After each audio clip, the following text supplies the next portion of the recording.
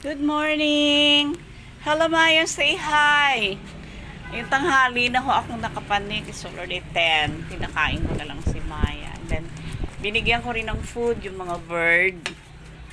Ayan, nagdala rin ako ng bread sa kanila.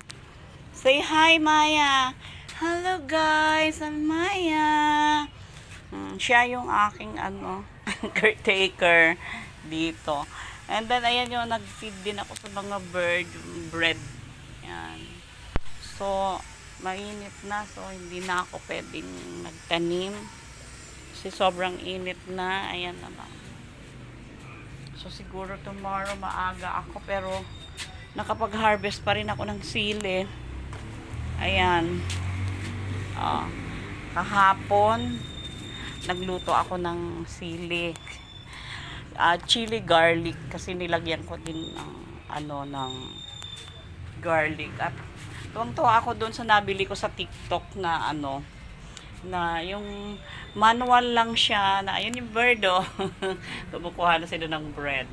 Kasi pati mga ibon, kasi tignan nyo naman yung mga tira-tirang bread na nauubos. Kaysa ibabasura, pakain natin sa mga ibon. Tinatyagaan ko talaga sila. Yan, dito ko yan sa rooftop. Ayun yung ibon.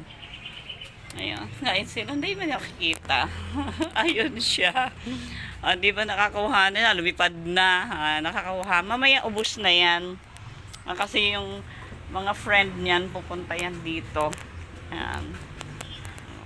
Kaya, thank you Lord. Salamat sa Panginoon. Napakabuti ng Diyos. Kasi, kahit sa aso, sa ibon, sabi ko nga nung mag-live kagabi, man yung, saan man tayo, man ang kinalalagyan natin, pwede naman tayo magliwanag. Pwede natin ipakita yung ilaw. Ayan, nakuha natin sa Panginoon. Gumawa tayo ng mga mabubuting bagay. Ayan, kahit sa hayop, maging mabuti tayo. Ayan, kaya, salamat. Alam niyo, tunto ako dito pag nandito ako sa garden, nakikita ko yung papaya, yung gabi, yung kalamansi, yung ampalaya, yung malunggay.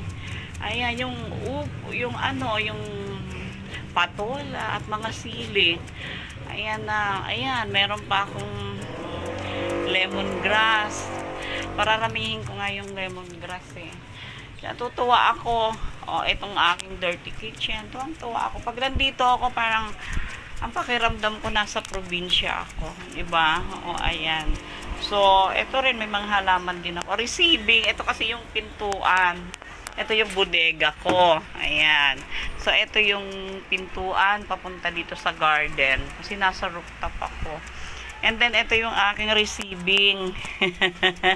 Sabi ko, yung aakyat, kailangan actually may Bible ako nandoon. Nalagyan ko ng Bible or sabi ko, maglista. Biro ko lang naman yun na maglista sila. Pero, natutuwa kasi ako dito sa table na to.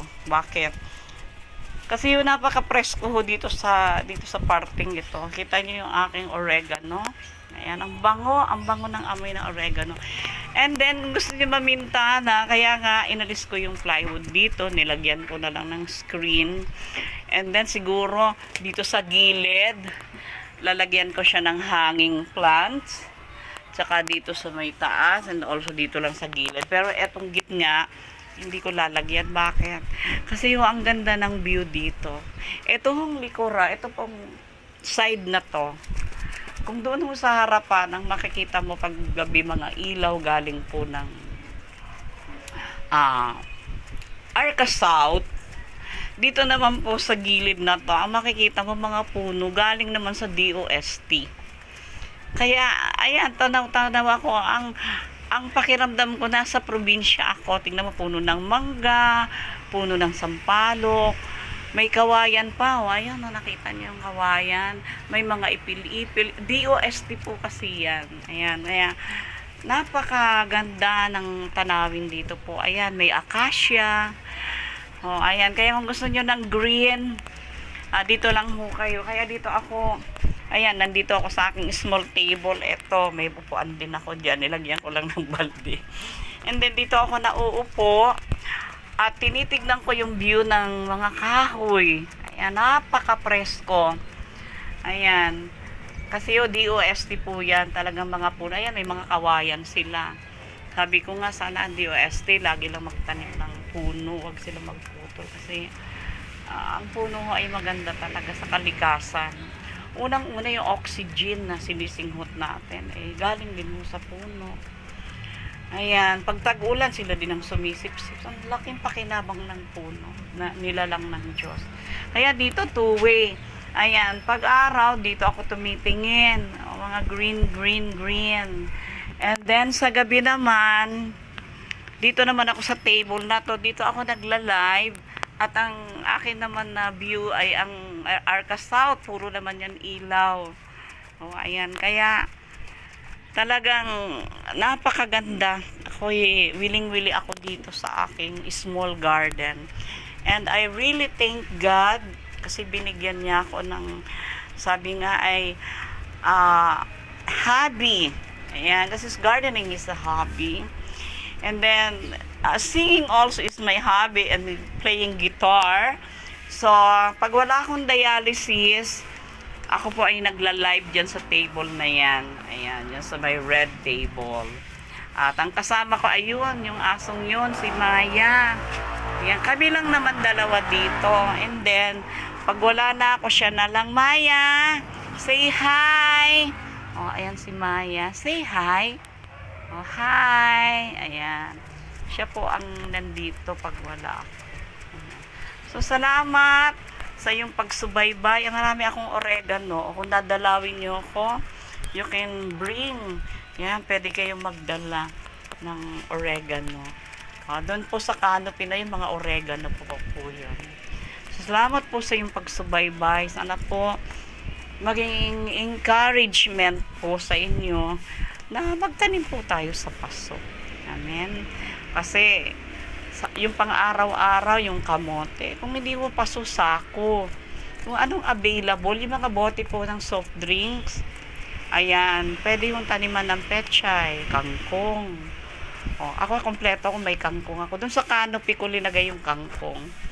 At may kamote ako. Ayan na yung mga bird. Nagsisidatingan na sila. Ayan. Kaya nga, really, thank you, Lord. Thank you. Nare-relax ako. So, mamaya, hindi ako makakapag-live kasi dialysis ko. So, tomorrow na lang. So, salamat po. Magandang tanghali po. Kasi tanghali na. Okay, pagbaba ko po, preparation ko na po. Papunta ng ospital. God bless you all and Jesus loves you. Bye!